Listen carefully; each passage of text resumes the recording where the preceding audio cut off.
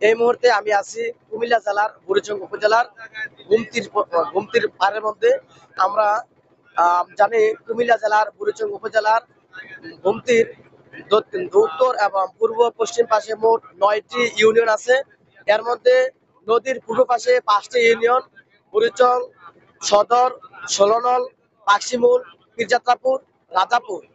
প্রায় প্রত্যেকটি এলাকাতে বাড়িঘর, আসবাবপত্র, গবাদি পশু, গরু, ছাগল, বৃদ্ধ মহিলা, পুরুষ, মাতৃগর্ভে যারা আছেন তারা বাড়িঘরে আটকে আছেন। এই মুহূর্তে প্রায় শতাধিক মানুষ বাড়িঘরের মধ্যে আটকে আছেন। এই জন্য এই মুহূর্তে যেটি দরকার, ঔষধ এবং বিভিন্ন ধরনের শুকনা খাবার পরিবেশন দরকার। দেশের বিভিন্ন প্রান্ত থেকে অনেক ধরনের খাবার এই মুহূর্তে কুমিল্লা জেলার এবং বুড়িচং এবং ব্রাহ্মণপাড়ায় বিভিন্ন জায়গায় খাদ্য সামগ্রী আসতেছে ট্রাক ভর্তি করে। বিভিন্ন স্বেচ্ছাসেবীরা আসতেছেন, কিন্তু তারা সঠিক জায়গায় এই খাবারগুলো পৌঁছাতে পারছেন না।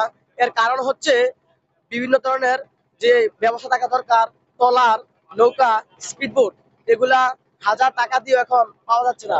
সবচেয়ে বড় ক্রাইসিস হচ্ছে এটি। এই মুহূর্তে আমরা যে জায়গার দিকে রওনা দিচ্ছি সেটি হচ্ছে জগৎপুরের দিকে। বুড়িচঙ্গে আদর্শ সদর এবং জগৎপুর, রাজাপুর, পাকশিমুল, ছয়গ্রাম, এই গ্রামগুলা এখন বন্যার পানিতে তলিয়ে আছে। এছাড়াও ব্রাহ্মণপাড়ার শশীদল, ব্রাহ্মণপাড়া, উলুয়া, রামনগর, চণ্ডীপুর, এই অঞ্চলগুলো এখন প্লাবিত হচ্ছে। এছাড়াও দেবীদের দিকে প্রচুর পানি এখন প্রবেশ করতেছে। গুমতি নদীর পানি কিছুটা কমলেও এখনো যেদিকে পানি প্রবেশ করেছে এর অবস্থানটি খুবই খারাপ বলে আমরা মনে করছি। আর আমরা এই রিপোর্ট এখন করতেছি গোমতী নদীর মধ্যে থেকে।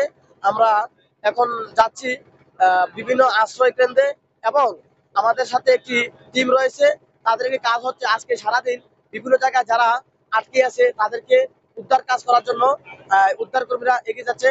আজকে আমরা সারাদিন আপনাদের সাথে থাকবো। বিদায় নিচ্ছি আমি ইউসুফ শান্ত, কংসনগর, বুড়িচং, কুমিল্লা।